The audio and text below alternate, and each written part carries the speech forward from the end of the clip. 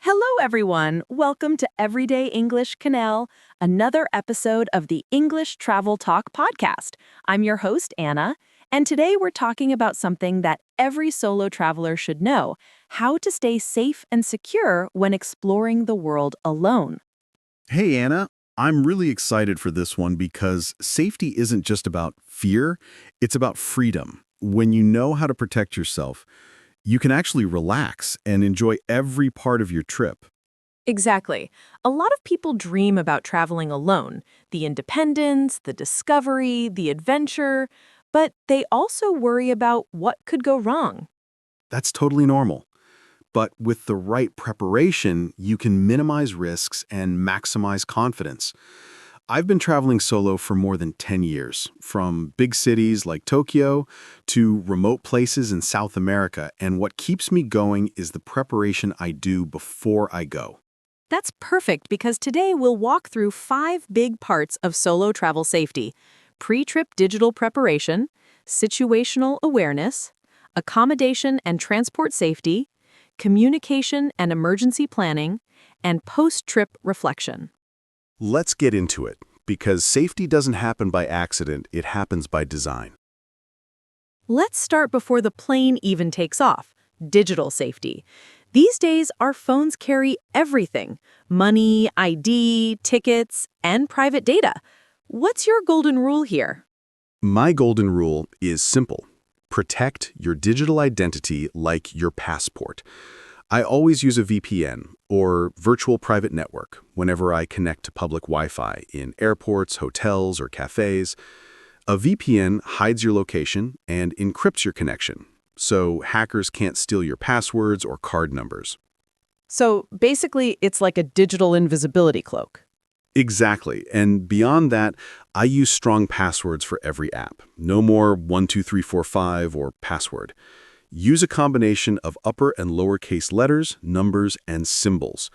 And always enable two-factor authentication, especially for your banking apps and booking platforms. That's a smart move. What about documents? Travelers carry so many: passports, insurance, visas, tickets. It's easy to lose something. Right, and losing a document can turn an amazing trip into chaos. I make photocopies of every important document, both physical copies and cloud backups. I save them securely in Google Drive, and I email copies to myself and a trusted family member. That way, even if you lose your bag or your phone, you can still access everything. Exactly. And here's another tip. Research local scams and common tourist traps before you go. For example, in Rome, fake police officers might ask to see your wallet. In Bangkok, some tuk-tuk drivers offer free tours, but end up taking you to jewelry shops instead. So the more you know before you arrive, the less likely you'll be tricked. Knowledge is power. It's not about being suspicious, it's about being aware.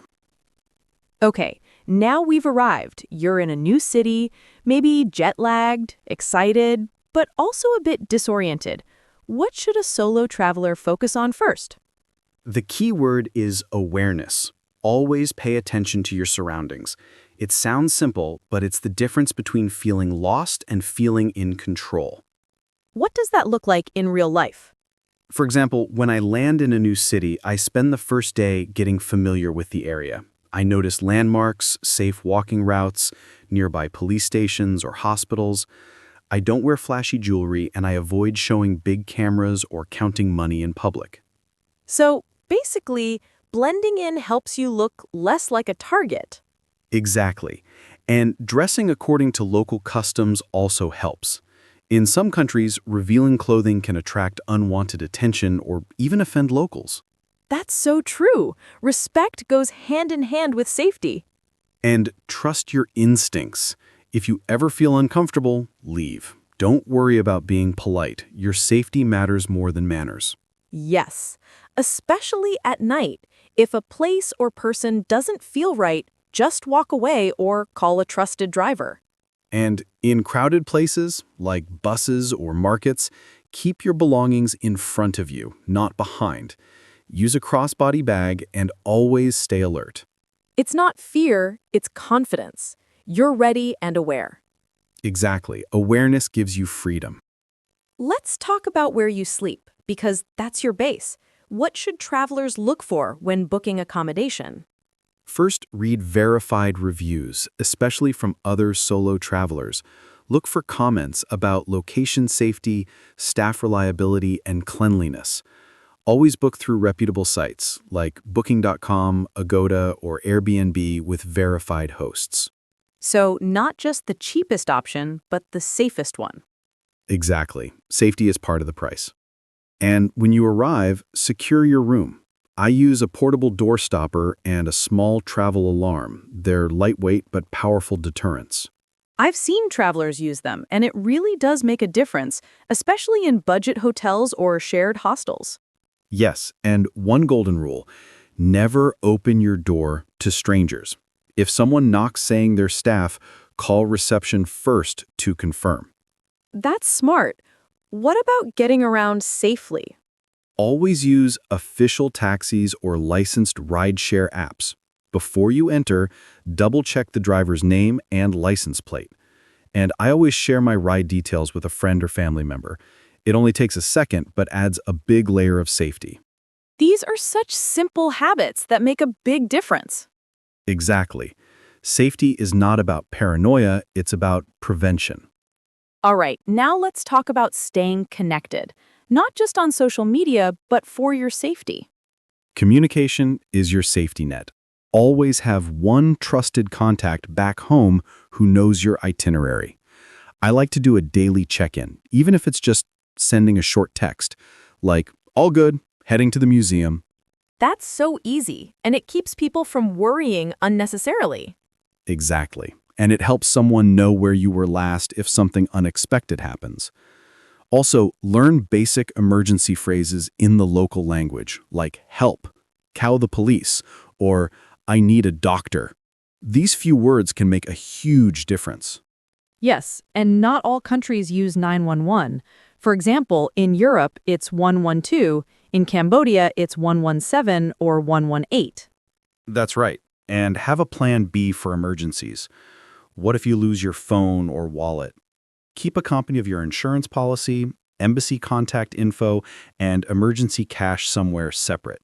That's something travelers often forget. Preparation doesn't stop at packing. Exactly. A smart traveler doesn't rely on luck, they rely on planning. Okay, you're back home, the trip is over, but your experience is still fresh. What's the next step? Reflection. Ask yourself what worked and what could be improved. Did your safety habits help? Were there moments you felt uneasy and why? This helps you grow as a traveler. That's such a great mindset. Travel as a teacher. Exactly. And don't keep your knowledge to yourself. Share your insights. Post tips online, write a review, or talk to other travelers. You could be saving someone from making the same mistakes. And it also helps you reconnect with your journey emotionally, remembering how much you've learned and grown.